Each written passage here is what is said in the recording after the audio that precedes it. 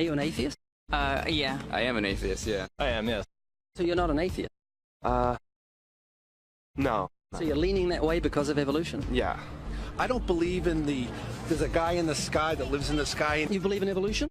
Of course I do, yes.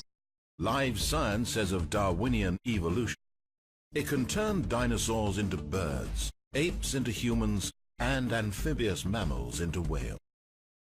What Darwin showed in his work on evolution and natural selection is that we don't need to invoke any supernatural force or power to account for the development of life through time on Earth. I think more like fact.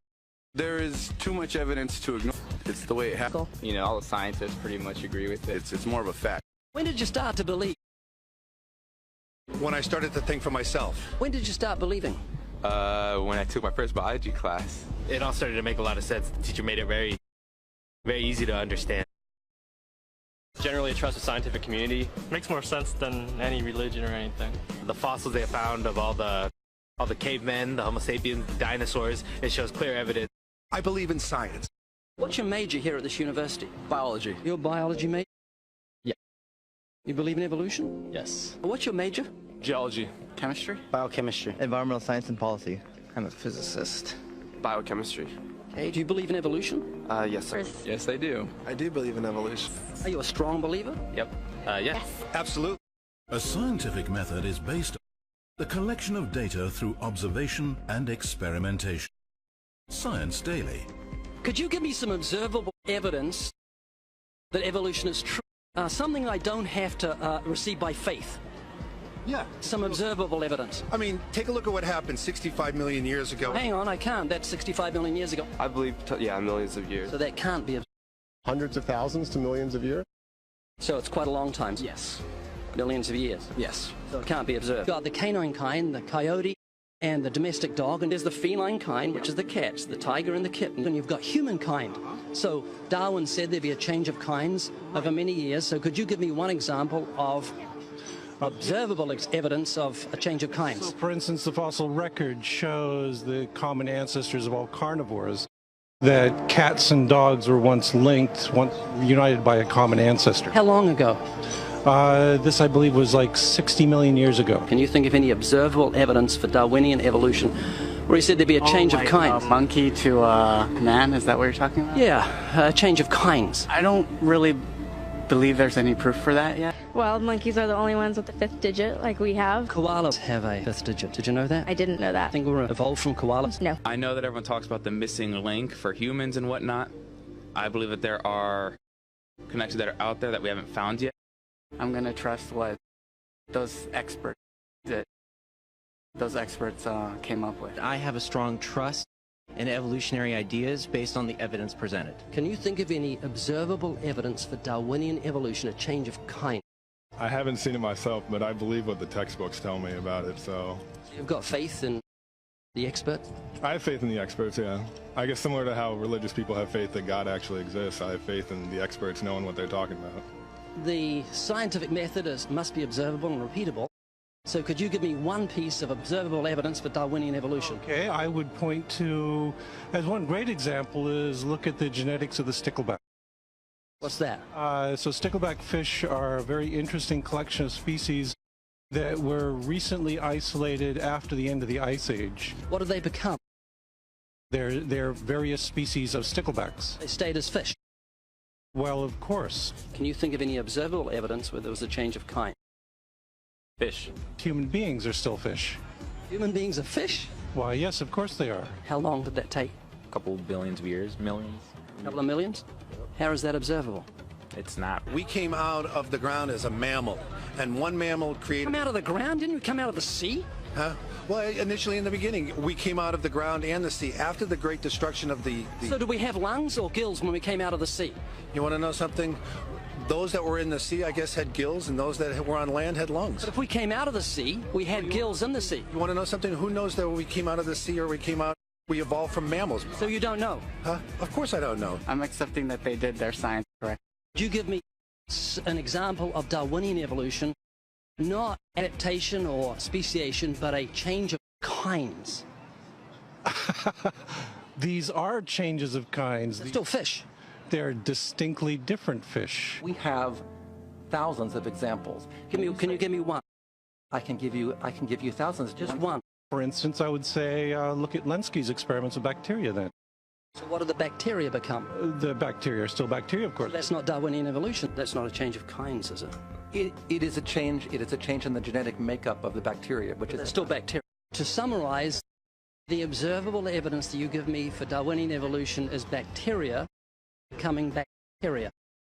No, it is bacteria acquiring new metabolic capabilities.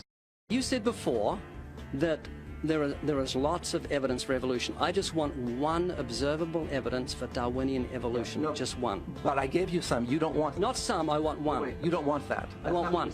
Yes, I do. I'm pleading with you. You asked me to tell you. You asked me to tell you when I've watched one species evolve into another. Isn't that right? No, one kind into another. There's 14 different definitions of species. So I want a change of kind. It has nothing to do with faith. Faith is something that I have to, unseen, I have to believe in. That's it, unseen. Look, do you believe evolution?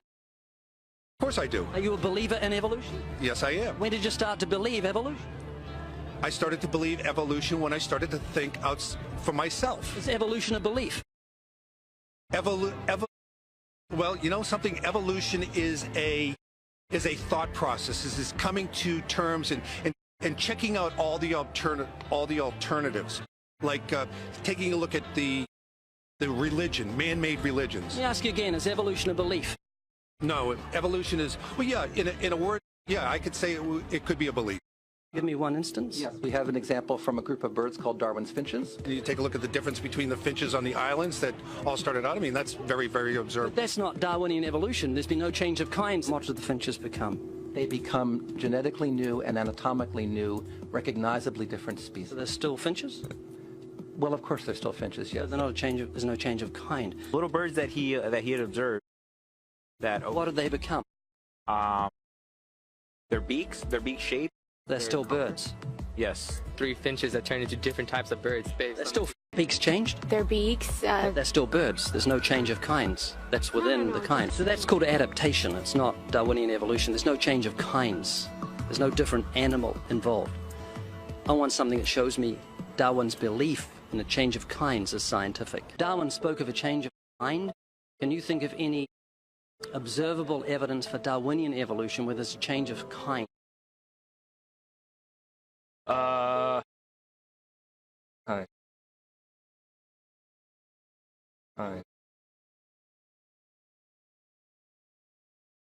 I'm gonna have to think about that one a little longer. You give me anything that I can see, observe, and test, which is the scientific method for Darwinian evolution, a change of kind. Test and observe.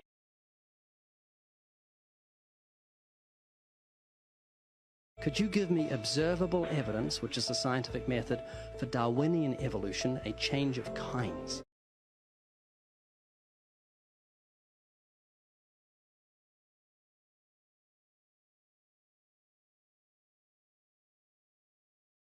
I would say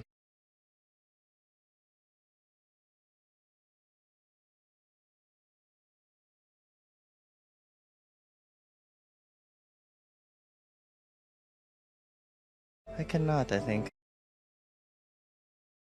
It's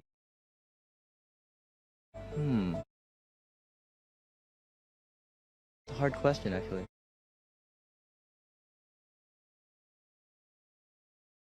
Mitochondrial DNA. So, can you repeat the question again? Could you give me any observable evidence, just one, for Darwinian evolution? Let me think about that for a sec.